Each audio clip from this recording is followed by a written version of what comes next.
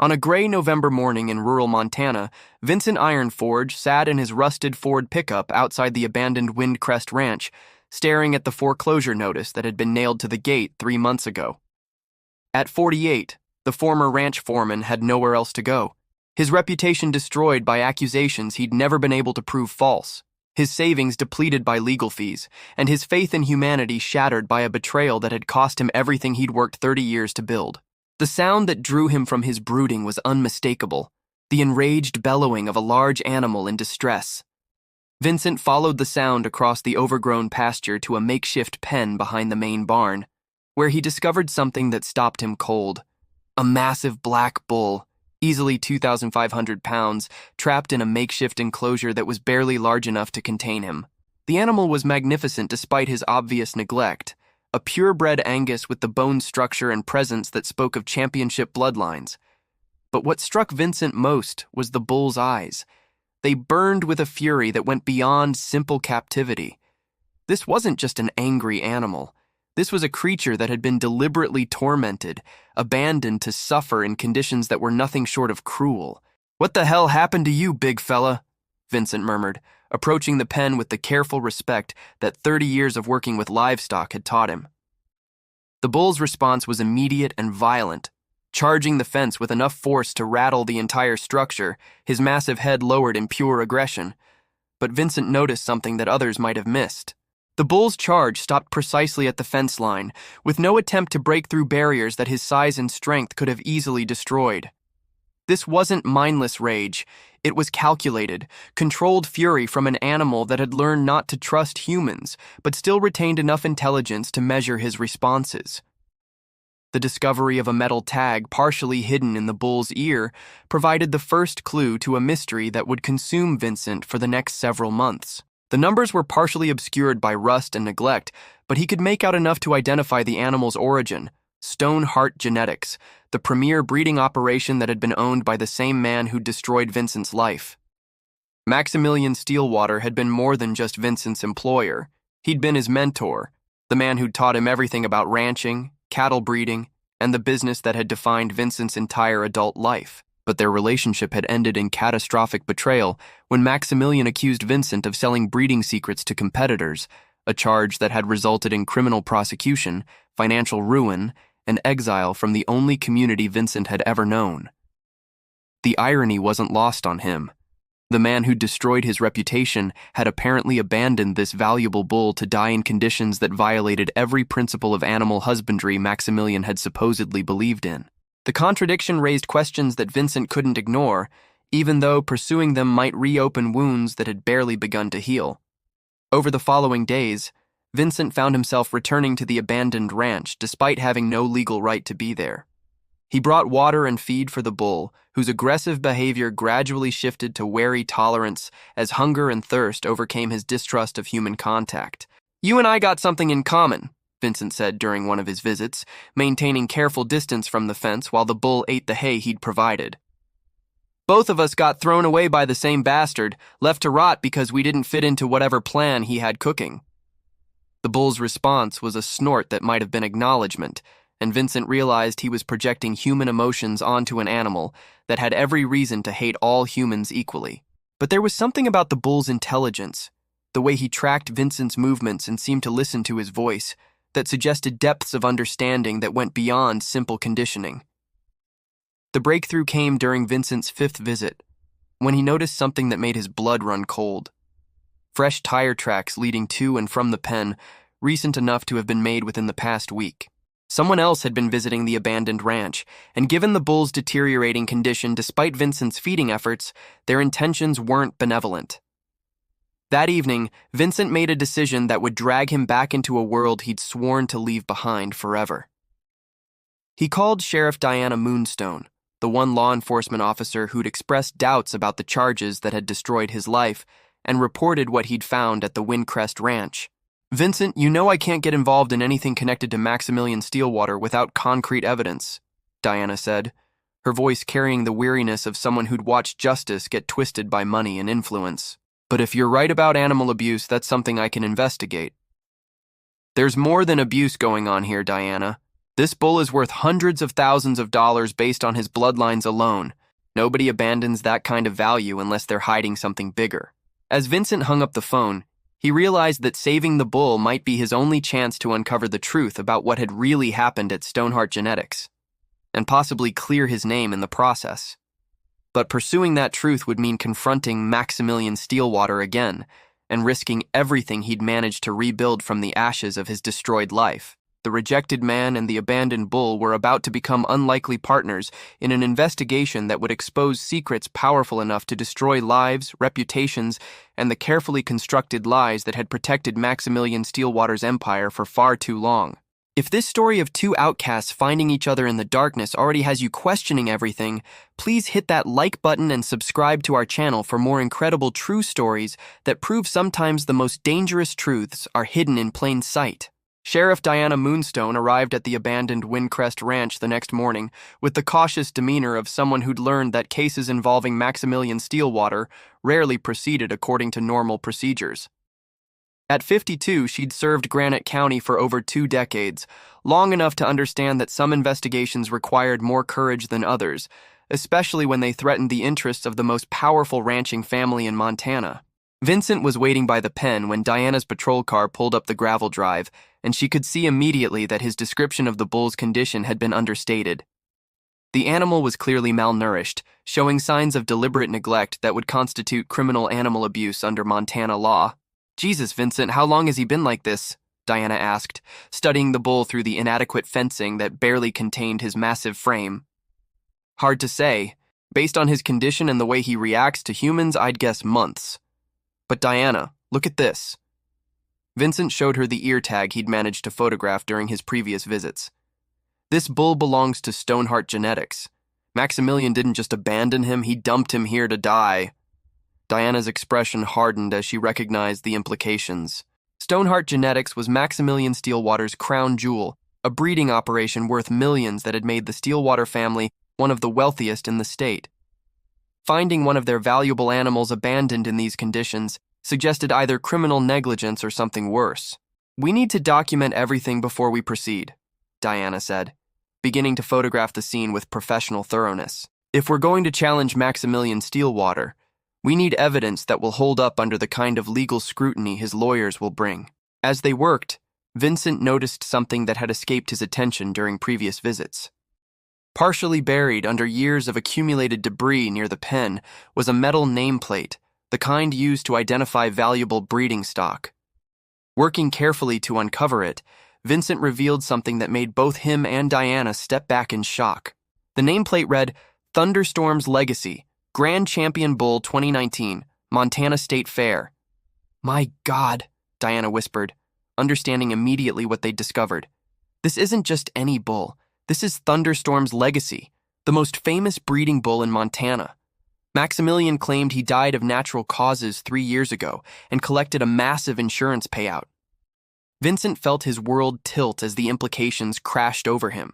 Thunderstorm's Legacy's supposed death had been major news in Montana's ranching community, not just because of the animal's value, but because Maximilian had used the insurance money to expand Stoneheart Genetics operations significantly. If the bull was alive, it meant Maximilian had committed insurance fraud on a scale that would send him to federal prison. "This is why Maximilian destroyed my life," Vincent said, the pieces finally falling into place. "I was the senior foreman at Stoneheart. I would have known if Thunderstorm's Legacy was still alive. Maximilian couldn't risk me discovering what he'd done, so he framed me for selling trade secrets and had me fired before I could figure out the truth." Diana's phone buzzed with a text message that made her face go pale. "Vincent, we need to leave. Now. Maximilian's lawyers just called the sheriff's department. They're claiming you're trespassing on private property and demanding your immediate arrest." "How did they know we were here?" "Someone's been watching us. We need to get this bull to safety before Maximilian's people arrive to clean up the evidence." What followed was the most desperate rescue operation either of them had ever attempted. Using Diana's authority as sheriff and Vincent's expertise with large animals, they managed to load Thunderstorm's Legacy into a livestock trailer borrowed from Diana's brother-in-law, working against time and the bull's understandable resistance to human handling. The bull's behavior during the rescue revealed the depth of his intelligence and the extent of his mistreatment.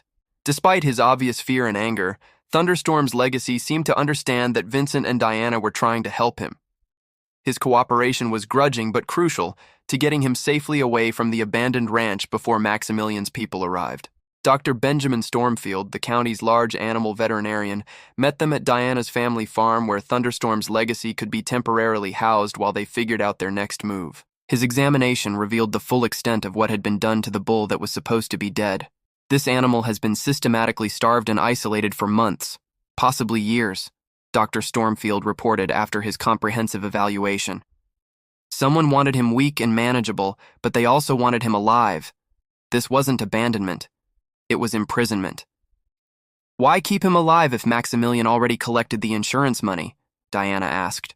Vincent studied Thunderstorm's legacy, who was finally able to move freely in a proper pasture for the first time in years. Because his genetics are irreplaceable, Maximilian could use him for secret breeding operations, creating valuable offspring without anyone knowing the source. It's the perfect crime. Collect insurance money for a dead bull while continuing to profit from his genetics.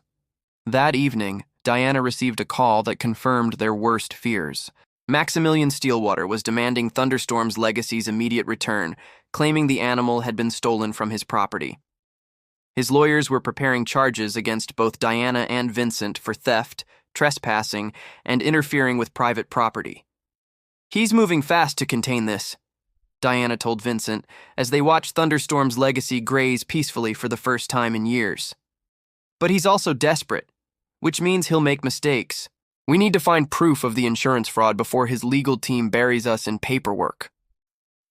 Vincent looked at the bull whose discovery might finally clear his name and expose the truth about Maximilian Steelwater's empire.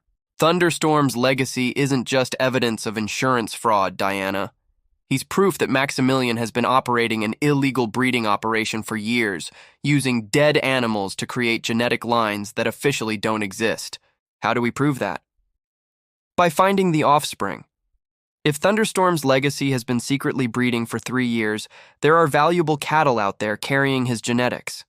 Cattle that shouldn't exist if he's really been dead since 2019.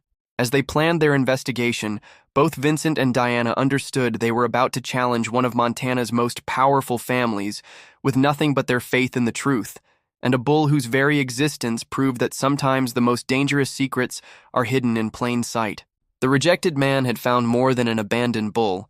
He'd discovered the key to exposing a conspiracy that reached into the highest levels of Montana's agricultural establishment, where money and influence had protected lies that were finally about to be revealed. Dr. Benjamin Stormfield's follow-up examination of Thunderstorm's legacy 3 days later revealed something that would blow the case wide open. Hidden beneath years of neglect and deliberate malnutrition, the bull bore evidence of recent breeding activity. Scars and markings that proved he'd been used for artificial insemination procedures within the past 18 months. Vincent, this changes everything, Diana said, studying the veterinary report that documented Thunderstorm's legacy's breeding history.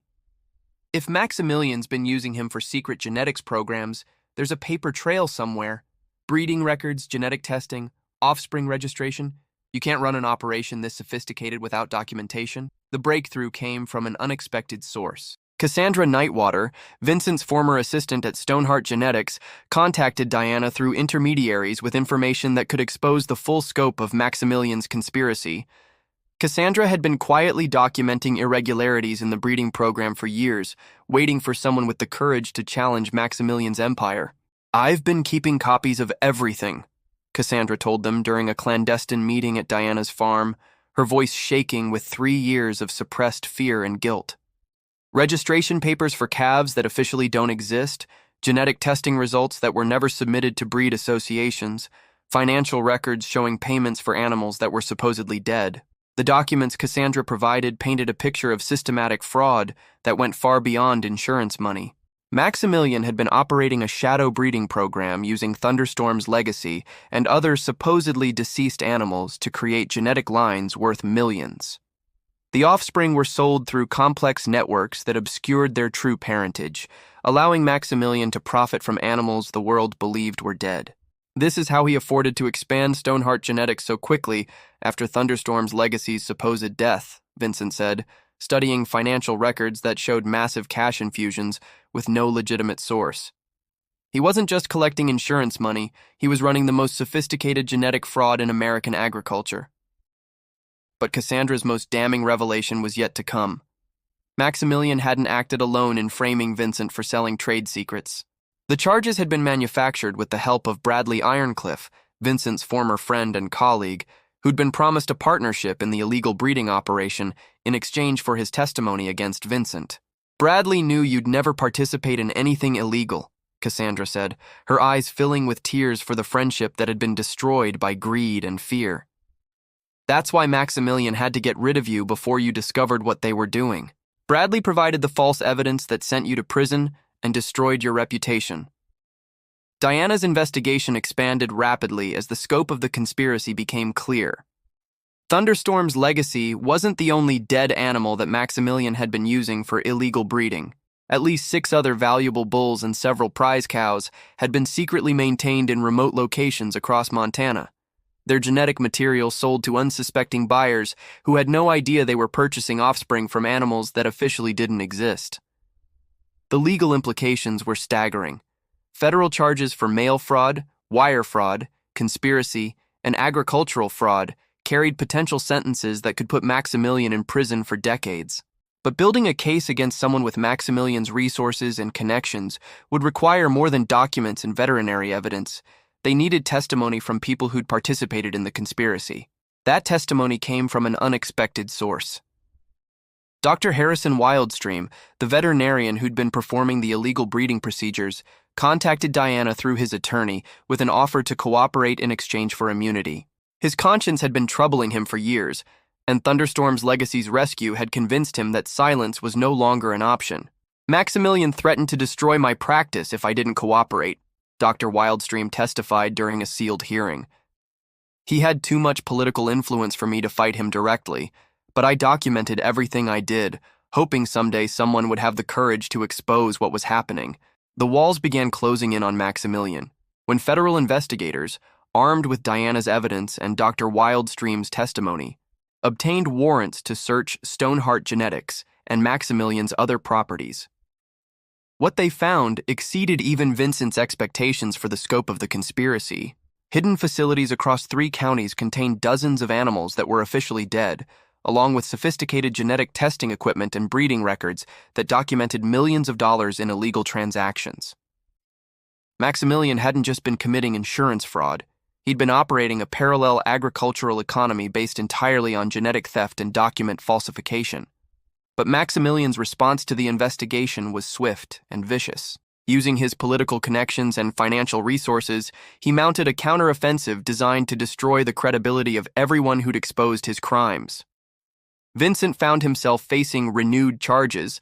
Diana was suspended pending an internal affairs investigation, and Dr. Stormfield received death threats that forced his family into hiding.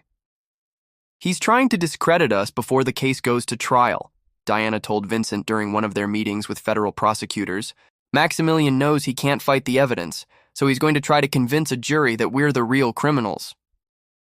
The turning point came when Thunderstorm's legacy himself provided the most compelling evidence of all.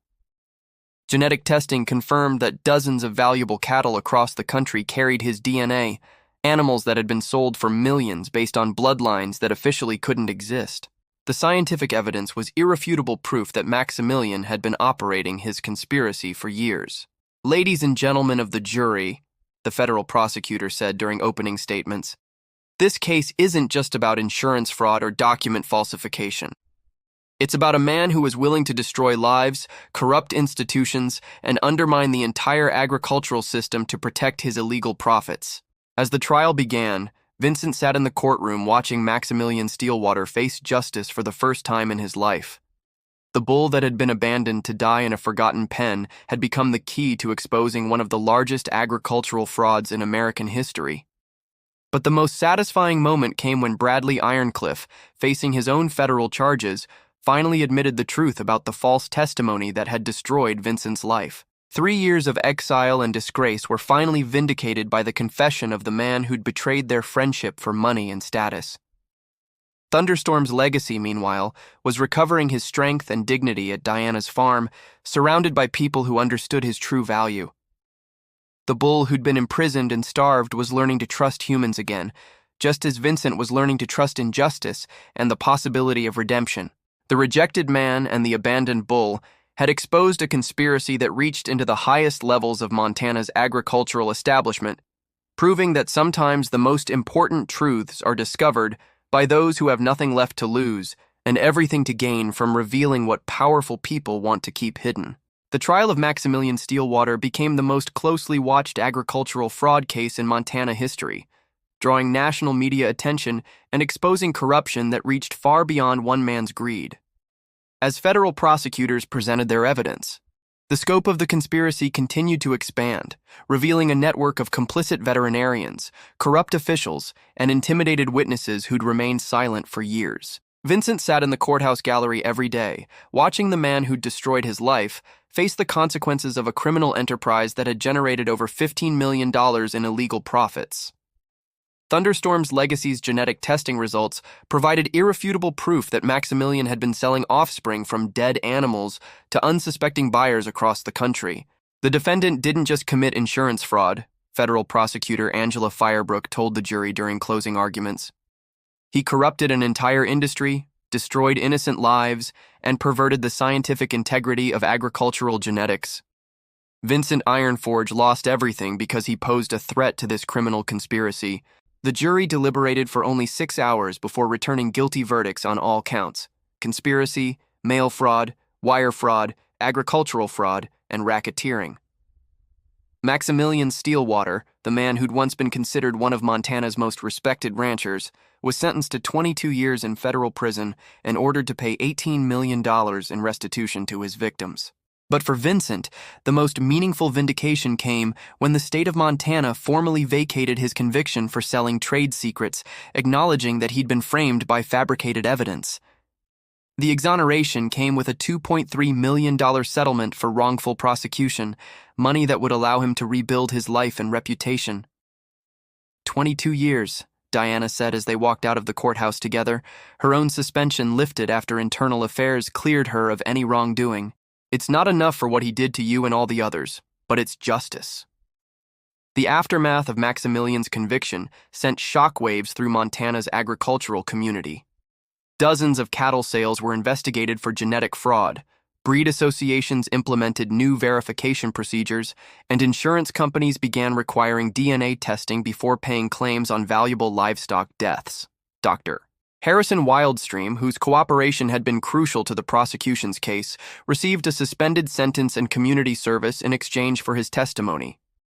His practice was permanently closed, but he used his settlement money to establish a foundation dedicated to preventing agricultural fraud and supporting whistleblowers who expose industry corruption. Thunderstorm's legacy, meanwhile, had become something of a celebrity in the ranching world. His recovery from years of abuse inspired articles in agricultural magazines and visits from veterinary students studying the psychological rehabilitation of traumatized livestock. But more importantly, his genetic legacy was finally being properly documented and preserved. He's not just a symbol of what we uncovered, Vincent told a gathering of ranchers and agricultural officials who'd come to see the bull whose existence had exposed Maximilian's crimes. He represents everything that's valuable about honest farming and ethical animal husbandry.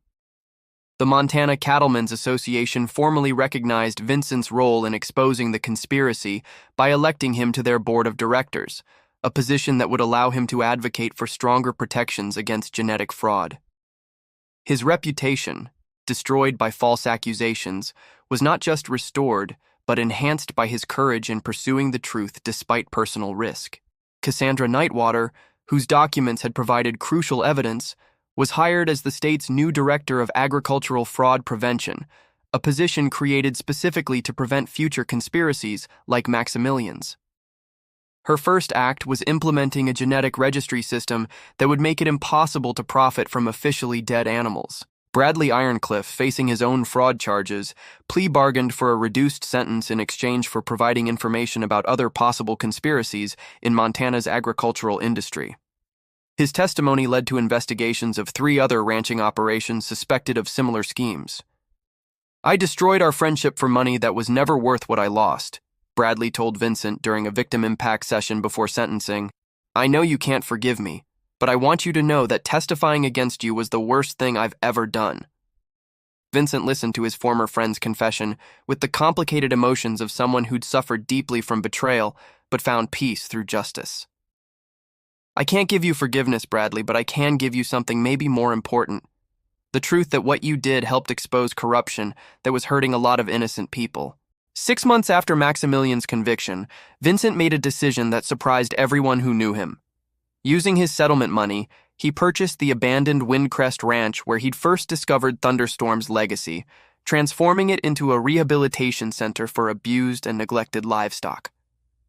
The Ironforge sanctuary became a model for ethical animal care, providing a safe haven for creatures that had been victims of human greed and cruelty.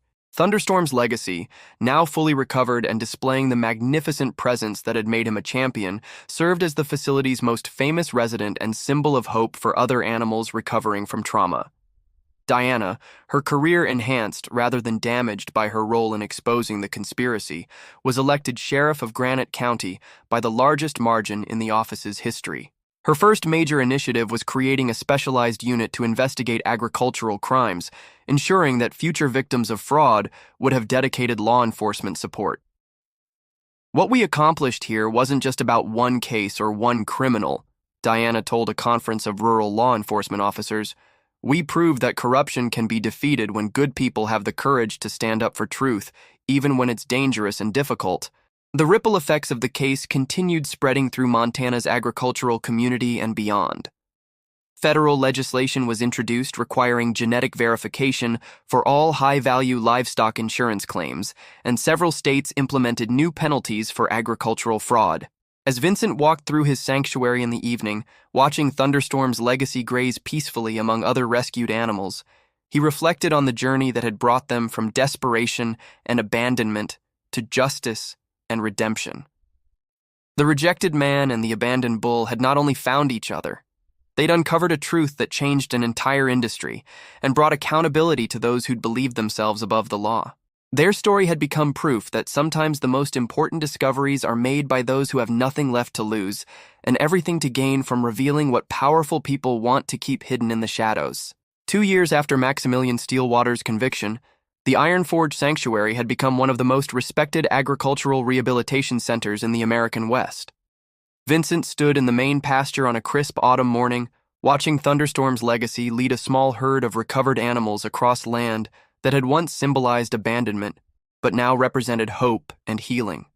The sanctuary housed 42 animals, each with their own story of abuse, neglect, or fraud-related trauma. Thunderstorm's legacy had become their unofficial leader, his calm intelligence and gentle strength providing guidance for creatures learning to trust humans again after experiencing the worst of human nature. "He's teaching them more than we ever could," Dr. Benjamin Stormfield observed, watching the bull carefully position himself between a nervous young calf and a group of visitors from the Montana Agricultural College. "Animals recognize authentic leadership, and Thunderstorm's legacy has earned their respect through patience rather than dominance."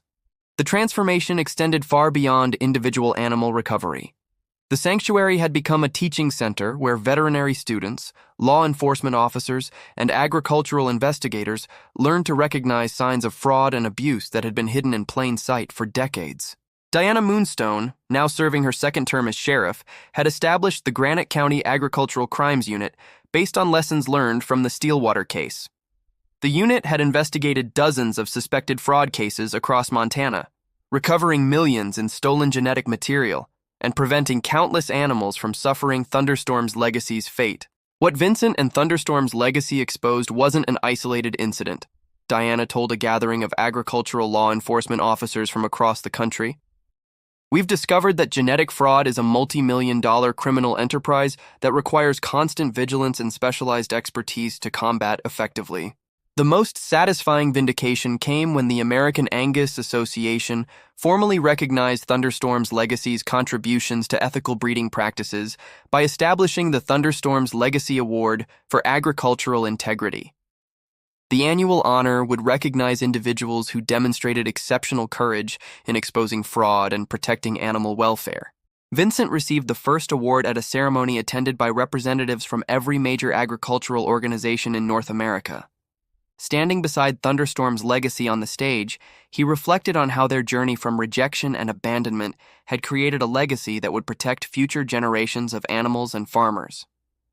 When I found Thunderstorm's legacy in that makeshift pen, I thought I was just saving one bull, Vincent told the assembled crowd. But he saved me too, and together we uncovered a truth that's made our entire industry stronger and more honest.